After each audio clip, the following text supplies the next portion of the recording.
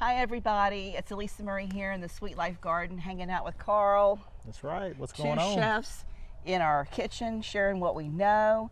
That's our show, and this week we're going to be showing you how to make a beautiful pesto with the kale. Normally it's made with basil. All right.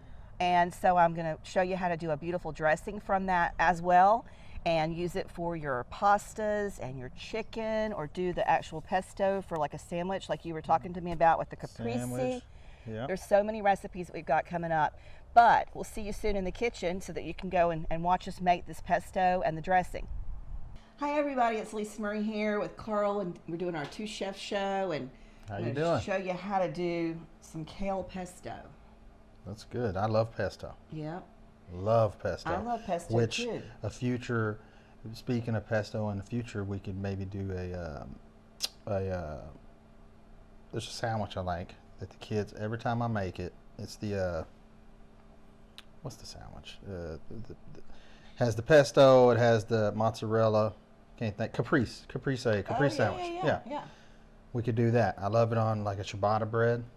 Oh, it's delicious and it's simple. The very first time that I did a video for my YouTube channel, I did the basil pesto, and so many people really responded well to that, because it's a little bit intimidating. Like, if you don't really know how to make it, Yeah. it's sort of scary, because you're like, well, I've never made it. Just buy it in the store. Yeah, well, I just bought it, but I've never made it, so I am very interested because I love pesto. Well, the thing about the basil, and most of the pestos that you buy on the market actually have pine nuts in them. And my daughter's allergic to pine nuts. Yeah. So I make mine just really very, very plain. I just use a little bit of olive oil, some minced garlic, salt and pepper, and kale or basil or Right. whatever, right? It doesn't matter. It's whatever you want to use. Yeah. We pulled this kale out of the garden, and this kale is a miracle kale. It survived. Because it survived the deep freeze. We've had a lot of cold weather, and Man. very unusual cold weather that we've had did. in Texas. But what we're going to do is we're going to strip off the leaves. So if you just want to start stripping off the leaves, these? yep. We're going to put the leaves into the blender, and we're just going to drop them in there. And then this gets in the compost pile, guys. We don't throw that away. Always try to, even if you have a little spot in your backyard, if you can just make a little spot for your scraps and stuff, you'll be so surprised and so delighted to be able to go back there and get homemade compost. And it costs a fortune if you're doing a big garden to try to figure that out. And don't waste, because I almost made the mistake of wasting or throwing away the core to a bell pepper an episode ago, and it looked like Alisa was about to tackle me. All right, I don't think that stuff you don't waste. And I'm big with not wasting, but I'm just saying she's got me beat. Well, being in the garden, I'll just joke. I know, but being in the garden, like, you know, when you are in the garden, right? I'm in the garden, and I've got my tomatoes, and they're heirlooms. It's like whenever we did the other recipe, or I think we didn't do it, we were talking about it. We will do it for you guys, where you take the seeds out and you lay them on a paper towel.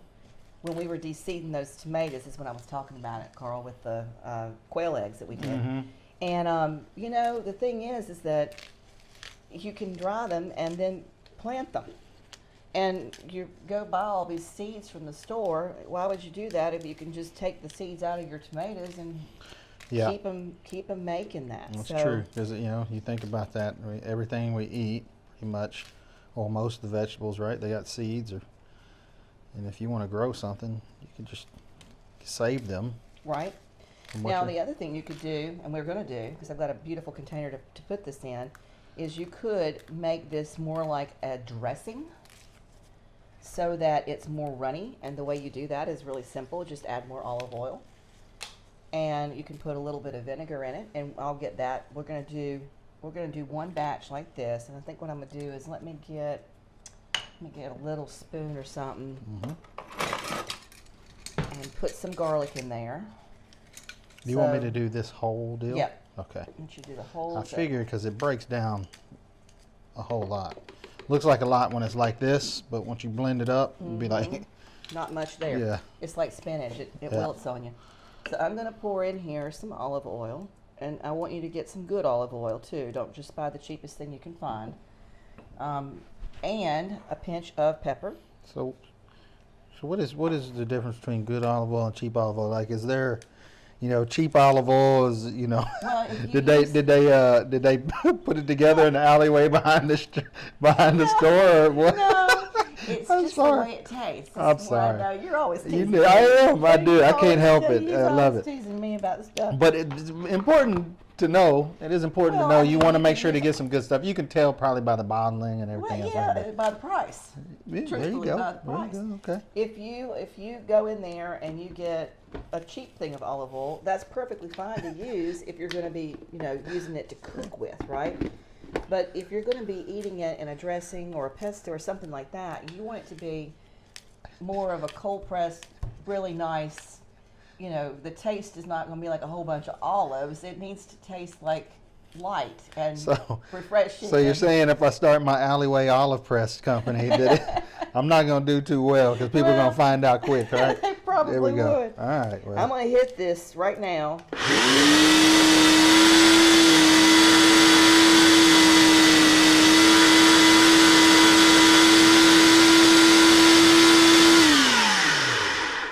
And that is literally it. That's it.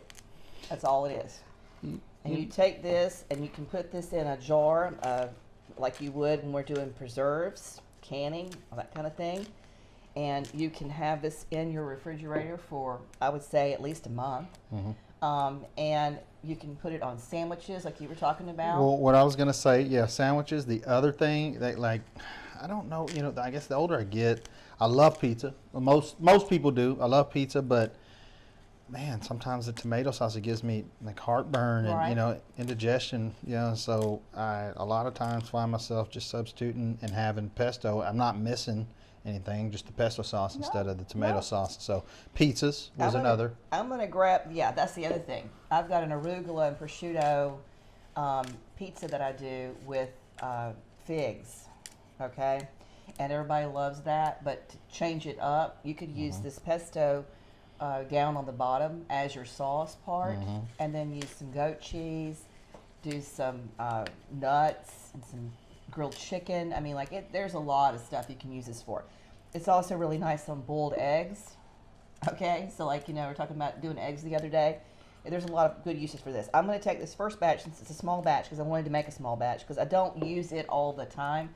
And Right. in order to really be able to use it up and not waste it, I always make a very small amount because you don't need a lot because it is kale and it's got a very specific taste to it. I don't know if you noticed, I've graduated in my technique over here. I do see that. I'm saying I went from tearing them off to now I'm just like, I'm going for it. I'm doing it. I don't even have to tear the stem off anymore.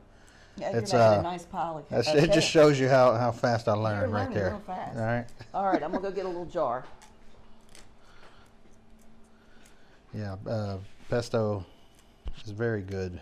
Very, very good. Especially if you like those flavors. And you like to have something like I was talking about on a pizza that won't give you heartburn. Well, it's also really lovely over pasta. You can do a rigatoni or Yep. whatever you want to do there and make a really nice, use it as a drizzle over your pasta with some feta cheese or whatnot. So this is the first batch of just this very simply made kale pesto. And you could, winky face, if you had some spinach and you were trying to get some of that, not to waste it either, you could put a little bit in there. There's not anything that's stopping you from Right. adding a little green. Yep. If you've got green, right? I don't think I'd do collards, but that's your very simple kale pesto done. Do you ever add, make different, do you add things to your pesto? Like anything yeah, you else? can add nuts. You can add, that's the traditional way of doing it, is add nuts. And if I was going to do nuts, I'd either cheese do or something? Or no, don't they put, I think I've had some that has like a Parmesan or something. in it. store-bought. Yeah. Yeah. They may need to be pasteurized, though. I don't know how much that would last in the refrigerator with that. It might last a little bit, but okay. it might be because you've added that dairy in there. Right. Might take it a little bit, might be gone real quick. Like good to make for sure in a recipe that you and I want to make. We can make Right. it like that and eat it then. Yeah. But I don't think I'd make it. And to mix keep. it, Nothing to keep, I right? don't think I would. Okay. But, we can look it up. I have never done it I was before. just curious, because I feel like This is one of those things that you can just do different things with. You have your base, like what you're showing us right here. It's good base. And then if you want to add things and make it your own or whatever, right, you could possibly do that. Yeah. Right? So what I'm going to do is I'm going to grab right quick a little bit of apple cider vinegar. Okay. All right. So I like it. I use it a that. lot. Barbecue, we use apple cider vinegar quite a bit. Actually, I'm going to use white wine because I got it. Okay. You can use both. So I'm going to pour she in fancied here. it up on us. You see that? You see what she did there? Oh, well, you know. I can't even, you see how I didn't have I don't use that for barbecue. So she's like, oh yeah? A little white wine. Barbecue? You might, we just pull the white wine out. We're going to pull the white wine out there. So I'm going to add in here some olive oil again, right? And we're really making a kale dressing at this point. And then I'm going to do a little bit of salt. And I'm going to do a little bit of pepper. And then I'm going to do garlic. I'm surprised she put this close to me, you know, because Well, there's a story behind that, guys. I For those of destroyed y'all- its sibling. If y'all saw the earlier episode, You were- Yep. that's but you know, I'm going to move that salt into the container came that's the from. cast iron. That's what I'm getting ready to do. I actually really like that, and I'm probably gonna get me some of those because I love cast iron. I cook with it all the absolutely do, too. time. I love it, and so I this think I right want here is more awesome. olive oil in there than that. I'm not happy with that consistency. Just a little bit too. You want to Go grab ahead. it? Okay. I just need it to be more like a dressing. I need it to be really liquidy. And then I'm going to check it. My sister gave me this little gizmo here. She's taken to, wouldn't that have been wonderful if there's another little ladybug in there?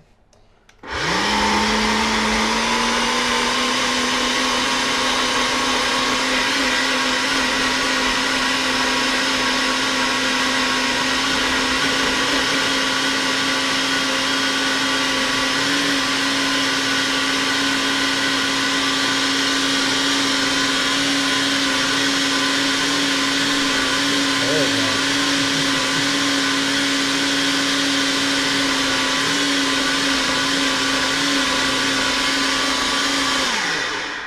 There we go. Now, like everything else, whenever you're making a dressing, if it sits in the refrigerator for a couple of days, it's going to be better. Give that garlic a little bit of chance Let to it kind of... marinate. Yeah, Marinate. that's exactly right. To say. And this, my dears, let me check it, That's the check. Universal check. is really good. Check that. I'm a pinky man. I check with the pinky. Don't You make could fun of even me. add some Meyer lemon in there if you wanted to. But that's delicious. And it doesn't taste that much like kale. Getting it over on Brian again, right? Oh, yeah. You know, as much as I can. I'm going to have to figure out how to magically, though, change the color because it's the green that somehow throws him off of his game in getting him to actually consume it. So Brian's it's getting the equivalent of multiple V8s every day, and he doesn't even know he it. doesn't even know it. She's fooling him. Doesn't even know it. Grown man getting fooled into vegetables every day. You know? got to keep them alive as long as you can. That's what I'm trying to do over Hey, here. look, all jokes aside, it's serious, and that is something that I myself have to get more serious about. You know, it's not I'm not getting younger, so it's something that we have to definitely look at. Look you at, know. yeah. I mean, get it where you can get it. If you You can know, sneak it in there, then sneak Drink it in a there. bunch of water. I know that's a big key. You know, a bunch of water, stay active, things of that like that. You know. Well, you should have seen Mia's face when I told her what we're making. We're making a drink of the week. From here right. on out, we're making a drink of the week. And I right. told her we're doing a cauliflower strawberry smoothie, and she was like, not for me. And I was like, you won't even taste the cauliflower. I promise you, you won't even taste it. You won't even know it's there. She ain't having none of that. I'm just going to I'll serve drink up hers. strawberry. Whoop, whoop. There we go. I'm going to serve the strawberry, and I'm not going to tell one person that there's a cauliflower in it. You and I are going to make it, and then we're just going to hand it to them, and we're going to just let them enjoy it and not even know that they're getting some yummy goodness with that. That's So right. this is now liquidy enough that you can use it to pour on things. And I found these wonderful I like that. little containers Yeah. that I just love. and so we can drizzle it. And I'm not going to drizzle it right now, but I just wanted to show you that we can take kale from the garden and make a beautiful dressing, basically the same recipe, Right. just making it with a little bit of the apple, well, no, it's not the apple, it's the white wine vinegar, and adding a little bit more of the olive oil. It just changes the consistency of it. This is more thick Mm-hmm. as a spread, and then that's just clearly just like a dressing. So anyway, I hope you guys have found some value in this. Did you find value in it? I did. I'll be doing that at the house because I mean, we love that. We eat it a lot. So. Yeah.